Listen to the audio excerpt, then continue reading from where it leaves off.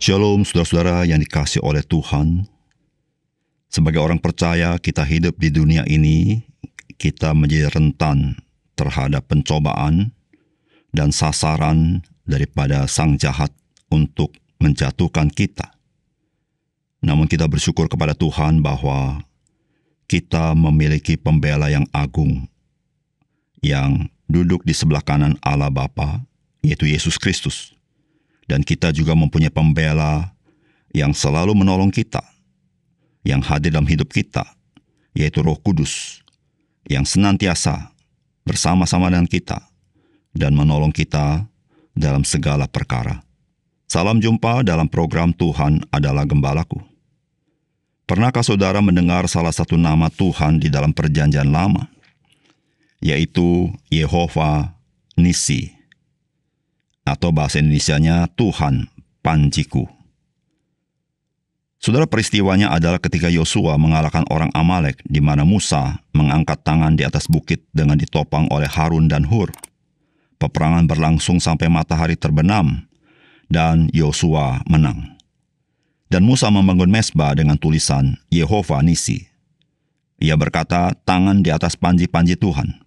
Tuhan berperang melawan Amalek turun-temurun. Saudara, kita pun pernah mendengar firman Tuhan yang berbunyi bahwa iman tanpa perbuatan pada hakikatnya mati. Tuhan sedang bekerja dalam kehidupan kita untuk membela kita. Dialah Yehova Nisi. Namun Tuhan tidak pernah meninabobokan kita, sehingga kita menjadi orang Kristen yang manja dan tidak berdaya serta tidak berfungsi dalam kehidupan ini. Saudara, Tuhan sedang bekerja dalam hidup kita, menandakan bahwa kita pun patut bekerja, karena memang kita diciptakan dalam gambar dan rupa Tuhan. Saudara, mari kita membaca Ulangan pasal 3, ayat 1-22. Kemudian beloklah kita dan maju ke arah Basan, dan Og Raja Basan dengan seluruh tentaranya maju mendatangi kita untuk berperang di Edrei. Tetapi Tuhan berfirman kepadaku, janganlah takut kepadanya, sebab aku menyerahkan dia ke dalam tanganmu beserta seluruh tentaranya dan negerinya. Dan perlakukanlah dia seperti kau lakukan terhadap Sihon, raja orang Amori, yang diam di Hesbon. Dan Tuhan Allah kita menyerahkan juga Og, Raja Basan, beserta seluruh tentaranya ke dalam tangan kita. Dan kita mengalahkan dia sehingga tidak seorang pun luput. Pada waktu itu, kita merebut segala kotanya. Tidak ada kota yang tidak kita rampas daripada mereka. 60 kota, seluruh wilayah Argob, kerajaan Og di Basan. Semuanya itu adalah kota berkubu, dengan tembok yang tinggi-tinggi, dengan pintu-pintu gerbang dan palang-palangnya. Lain daripada itu sangat banyak kota yang tidak berkubu. Kita menumpas seluruh penduduknya, seperti yang kita lakukan terhadap Sihon, Raja Hesbon, dengan menumpas penduduk setiap kota, laki-laki, perempuan, dan anak-anak. Tetapi segala hewan dan jarahan dari kota itu kita rampas bagi kita sendiri. Jadi pada waktu itu, dari tangan kedua raja orang Amori itu, kita merampas negeri yang di seberang sungai Yordan, mulai dari sungai Arnon sampai gunung Hermon. Orang Sidon menyebut Hermon itu Sirion, dan orang Amori menyebutnya Senir. Segala kota di dataran tinggi, seluruh Gilead dan seluruh Basan, sampai Salka dan Edrei, kota-kota kerajaan Og di Basan. Hanya Og, Raja Basan, yang tinggal hidup dari sisa-sisa orang Refaim. Sesungguhnya ranjangnya adalah ranjang dari besi. Bukankah itu masih ada di kota Raba Bani Amon? 9 hasta panjangnya dan 4 hasta lebarnya menurut hasta biasa. Adapun negeri itu telah kita duduki pada waktu itu, mulai dari Arur yang di tepi sungai Arnon, beserta setengah dari pegunungan Gilead dengan kota-kotanya aku berikan kepada orang Ruben dan orang Gad. Dan yang masih tinggal dari Gilead beserta seluruh Basan kerajaan Og, yakni seluruh wilayah Argob, aku berikan kepada suku Manasye yang setengah itu. Seluruh Basan ini disebut negeri orang Refaim. Yair, anak Manasye, mengambil seluruh wilayah Argob sampai daerah orang Gesur dan orang Maaka, dan menamai daerah itu yakni Basan menurut namanya sendiri, Hawot Yair sampai sekarang. Kepada Makir kuberikan Gilead, kepada orang Ruben dan kepada orang Gad kuberikan sebagian dari Gilead, sebelah sini sampai sungai Arnon, yakni setengah dari sungai itu dengan daerah pinggirnya, dan sebelah sana sampai sungai Yabok. batas daerah Bani Amon. Selanjutnya Araba Yordan dan Sungai Yordan dengan daerah pinggirnya mulai dari Kineret sampai ke Laut Araba, yakni Laut Asin di kaki lereng Gunung Pisgah ke arah timur. Pada waktu itu aku memerintahkan kepadamu demikian, Tuhan Allahmu telah memberikan negeri ini kepadamu untuk dimiliki. Namun kamu, yakni semua orang gagah perkasa, harus menyeberang dengan bersenjata di depan saudara-saudaramu orang Israel. Hanya istri dan anak-anakmu serta ternak-ternakmu.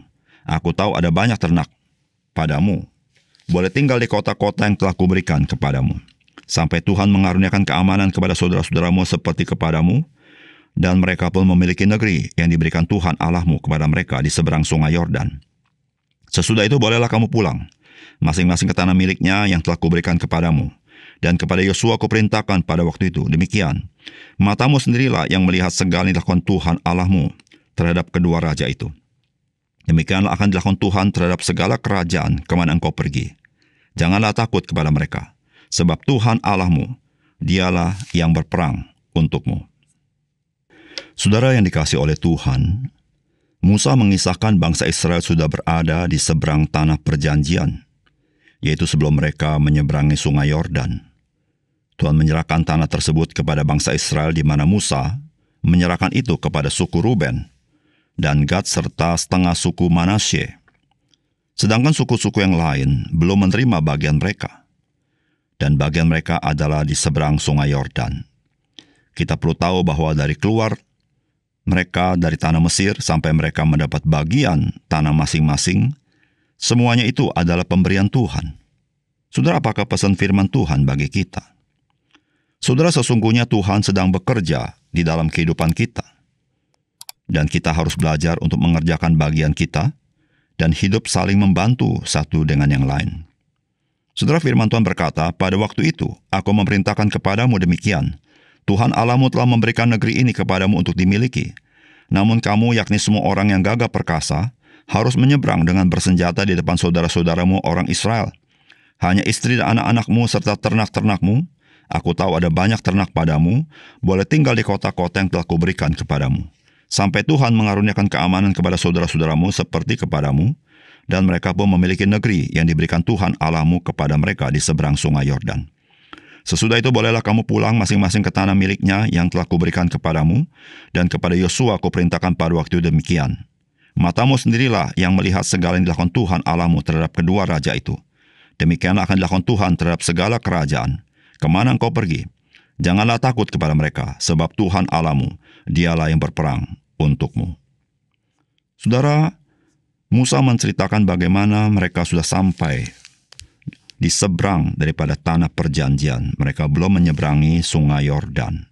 Dan tanah di seberang itu telah dimiliki dan diserahkan kepada 3 suku, yakni Ruben, Gad, dan setengah suku Manasye. Saudara, sebenarnya mereka sudah bisa tinggal baik-baik di tanah mereka. Namun Tuhan ingin orang-orang gagah perkasa dari ketiga suku ini ikut menyeberang. Gunanya adalah supaya mereka membantu saudara-saudara mereka untuk boleh menduduki tanah mereka masing-masing. Dan setelah Tuhan memberikan keamanan di seluruh negeri, mereka boleh kembali. Saudara, di sini kita belajar satu hal, bahwa peperangan yang dilaksanakan oleh bangsa Israel sebetulnya Tuhan yang berperang bagi mereka. Tuhan yang menjadi pembela bagi mereka. Namun tidak berarti mereka diam-diam saja.